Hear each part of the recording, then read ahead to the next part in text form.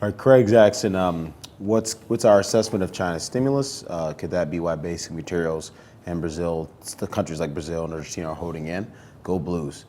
So just on the China stimulus part. But before you go there, I'd still ask the question in a much more well-rounded basis. So again, if you're not writing down what's happening in macro every morning, you would also add to your point that, well, isn't it interesting that we have a divergence, i.e. the Chinese stocks are down and copper's down, and there's a divergence between copper and gold. You know, I wouldn't just go just look at Argentina and Brazil and call that China. I mean, that's not really well-rounded. No. But, you know, Brazil is going up because Brazil had a political catalyst, and Argentina was up a ton yesterday. I did not look at that. Argentina also has a political catalyst later this year in the election. Yep. So yeah, China stimulus have been saying this for 9 months now, that until the Fed is explicitly and outright easing, they're unable to materially ease monetary and fiscal policy.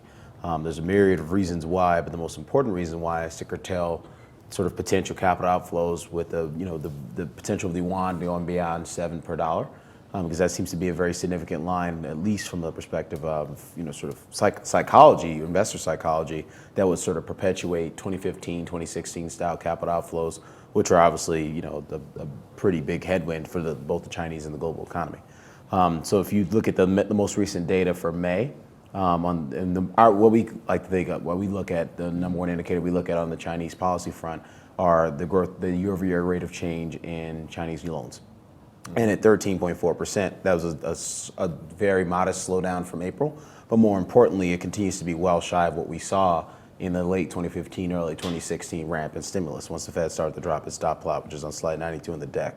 Those growth rates peaked at about 16, 17% year over year. At 13.4%, they're kind of just holding the line.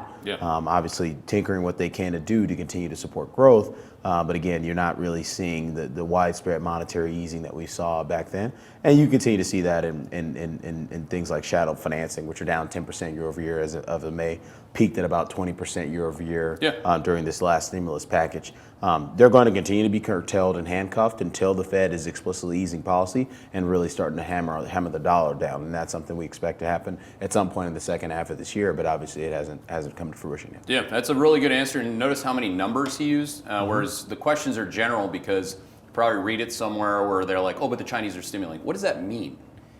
They're always stimulating. Oh, but the wind picked up. State-owned economy. Well, they need. It's the rate of change, stupid. Okay, what is the rate of change of Chinese stimulus? So again, back on that slide 92, you can see it was the biggest stimulus in the history of China in rate of change terms and absolute terms. Okay, so that they're having a very hard time comparing against that. Point number two is this. All right, so this is what Darius started with, which is the relationship between the Chinese currency and the U.S. dollar. Okay, currently on a year-over-year basis, year over year, what is this number? It's minus 8%. Okay, so the Chinese yuan is already down 8%. It's devalued 8% against the U.S. dollar. One of the main reasons for that is that the dollar hasn't gone down. Okay, so what the Chinese really need us to do, they need us to debauch and devalue our currency so then they can get more aggressive.